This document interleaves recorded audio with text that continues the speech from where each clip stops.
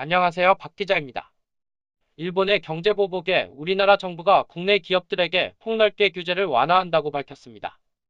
이것은 20년 만에 소재와 부품, 장비에 대한 특별법이 개정된다는 것이며 특별법 개정에 대한 내용이 9월 26일 공개돼 알려드리려고 합니다. 더불어민주당은 9월 26일 청와대 산업통상자원부와 일본 수출 규제에 대한 조치를 취하기 위해 당정청의 상황을 점검해보고 대책을 마련하기 위한 위원회의 회의 결과 특별조치법을 추진한다고 밝혔습니다.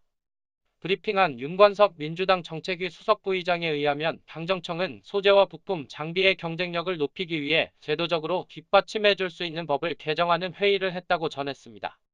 회의 결과 소재와 부품, 장비 산업들의 경쟁력을 높이기 위한 특별조치법을 정당의 의견으로 발의하기로 결정했다고 밝혔습니다.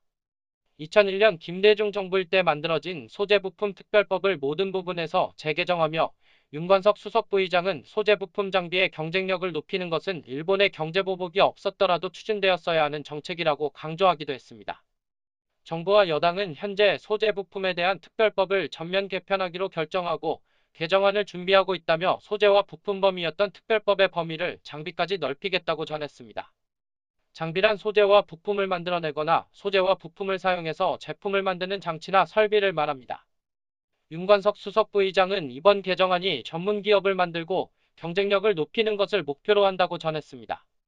더불어민주당은 10월 초에 법안이 발의돼서 2020년에 세입 예산안 부수 법률안으로 정하고 년마다 정기적으로 소집되는 정기국회 전으로 처리하겠다고 밝혔습니다. 그리고 일본의 수출 규제 때문에 세계무역기구 WTO에 제소를 준비하고 있는 상황에 대해서도 설명했습니다. 윤관석 수석부의장은 20일 일본이 세계무역기구 WTO 분쟁을 해결하기 위한 절차에 대한 협의를 공식적으로 수락했다고 밝히며 외교 채널을 통해 빠른 시일 내에 한국과 일본의 협의를 개최하기로 했다고 전했습니다.